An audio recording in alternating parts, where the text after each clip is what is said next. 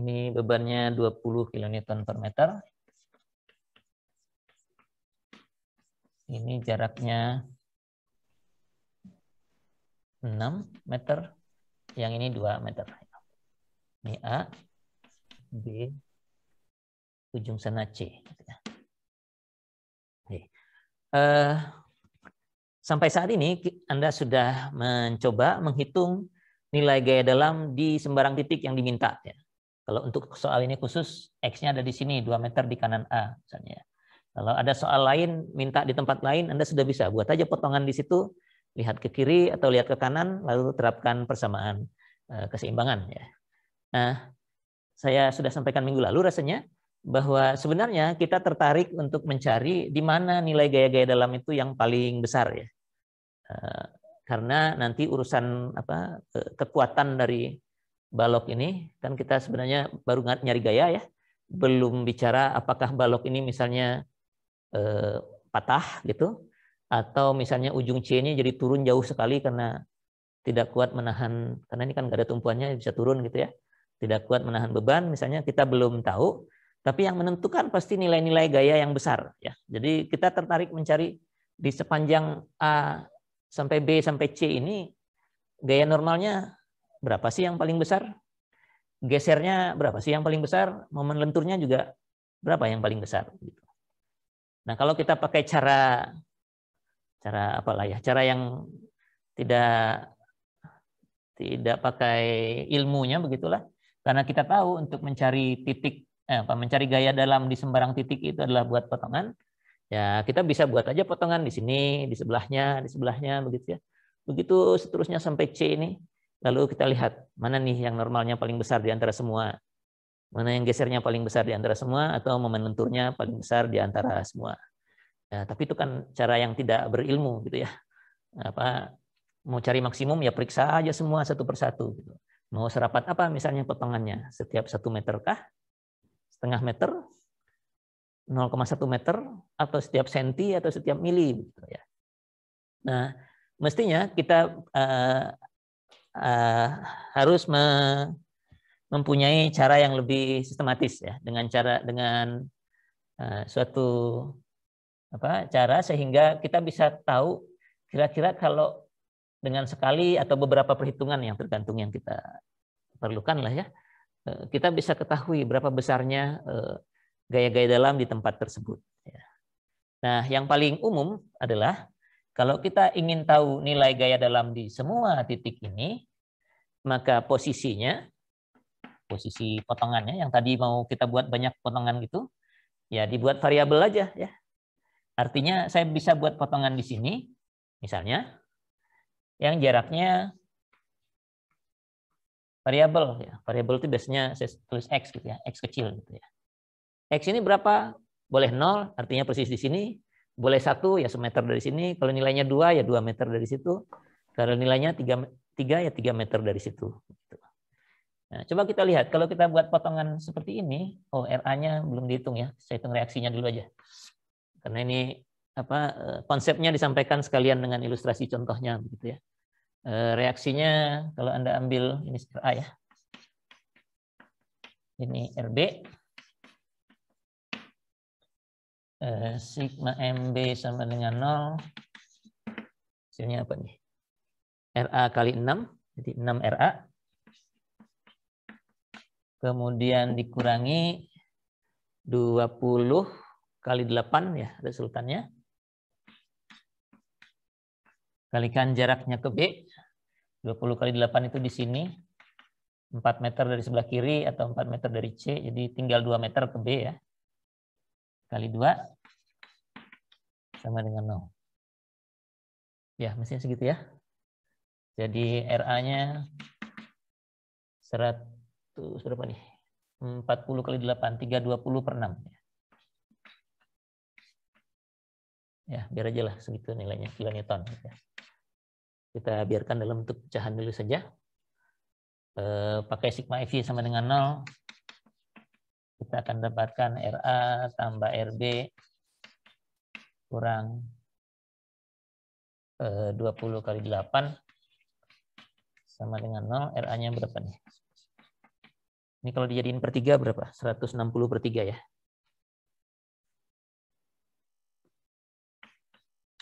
160 per 3 gitu ya. Ini 8 itu berapa? 240 per 3 ya. Jadi ini 80 RB. RB-nya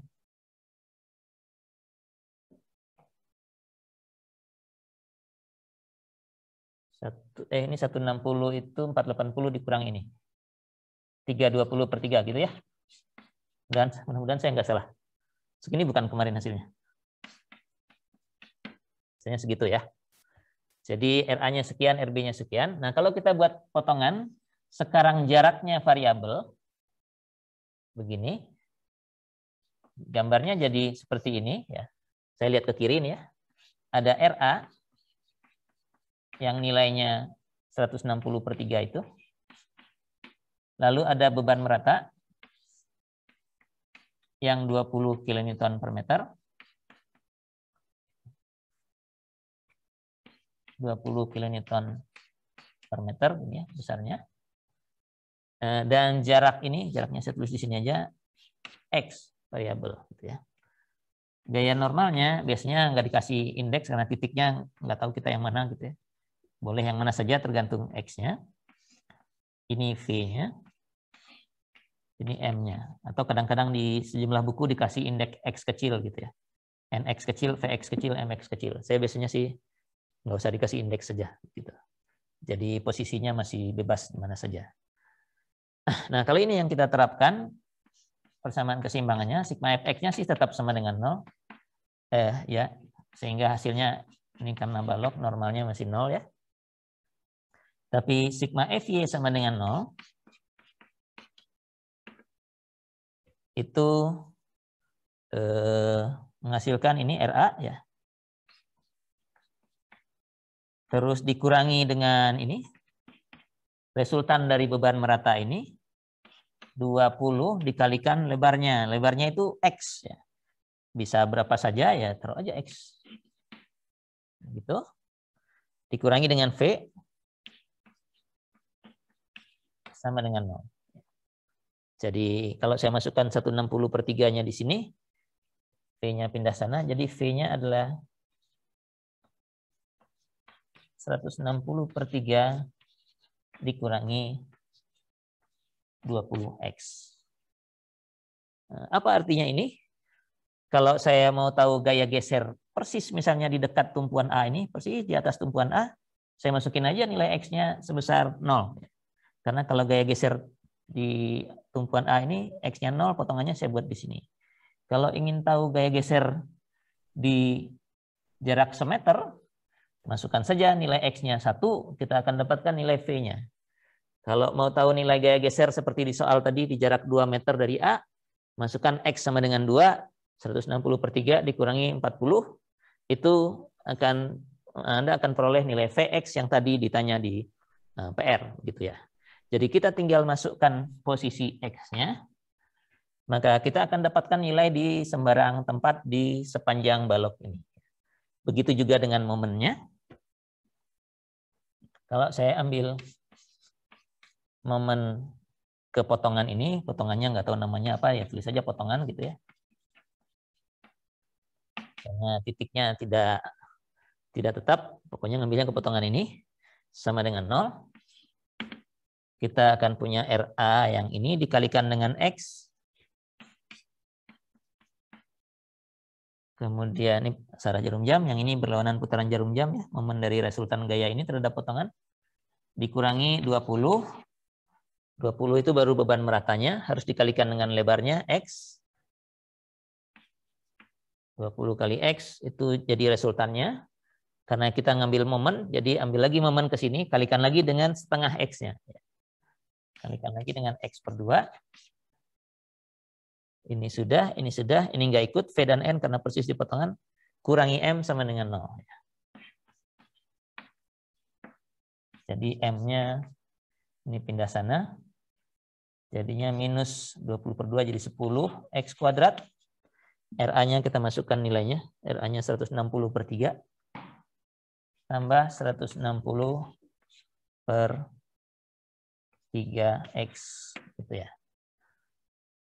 Nah, kita dapatkan momen lentur sebagai fungsi dari X. X itu apa? Posisi potongan ini. Jadi kita sekarang tahu di sini, di ujung sini, nilai momen lenturnya mestinya masukkan X-nya 0. Oh, 0. Momen lenturnya 0. Begitu. Di jarak 1 meter, masukkan saja X-nya sama dengan 1. Min 10 ditambah dengan 160/3. Gitu ya. Jadi dapatnya 100 berapa tuh? 30/3. Itu adalah momen lentur di jarak semeter dari kanan A. Kalau ditanya yang X tadi, di PR, X-nya itu posisinya 2 meter di sebelah kanan titik A, masukkan saja X-nya sebesar 2, jadi berapa itu? Min 10 kalikan 4, min 40, ditambah dengan 160/3 kali 2. Itu Anda akan dapatkan nilai momen lentur di potongan di X sama dengan 2. Nah, kalau kita sudah dapat gaya dalam berupa fungsi seperti ini, fungsi gaya dalam ya. Jadi fungsi itu maksudnya bukan fungsi penggunaan ya. Fungsi fx gitu ya. Nah, fungsi ini, fungsi matematis maksudnya. Fungsi gaya dalam. Kalau kita sudah dapatkan gaya normal, normalnya kebetulan 0 di sini ya. Nanti kalau ada kasus lain mungkin bisa berbeda. Atau gaya geser sebagai fungsi dari x yang variabel, atau momen lentur fungsi dari x variabel, di mana X itu adalah posisi potongan. Jadi di titik di mana saja yang kita inginkan gaya dalamnya diketahui, kita tinggal memasukkan nilai X tersebut, nilai X yang kita inginkan ke dalam fungsi-fungsi ini. Kita akan dapatkan nilainya. Nah, kembali ke niat kita tadi di awal, inginnya kan mencari maksimum nih. Kalau kita sudah punya fungsinya, bagaimana mencari maksimumnya? Bagaimana mendapatkan yang maksimum? Kalau sudah ada fungsinya? Gimana? Diturunkan, Pak. Turunkan terhadap M misalnya? Turunkan terhadap apa? Terhadap X mungkin, Pak. Terhadap X, karena variabel bebasnya kan X. Samakan dengan 0, ya. Samakan dengan 0. Maka kita akan dapatkan X yang menghasilkan maksimum. Maksimumkah selalu? Apakah selalu maksimum?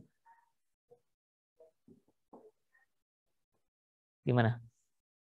Kalau Anda turunkan sama dengan 0 ini kan sebenarnya titik di mana fungsinya bernilai stasioner ya. Stasioner itu kalau kurvanya parabola begini atau begitu gitu ya. Kalau parabola ya, kalau yang lain ya tetap aja ada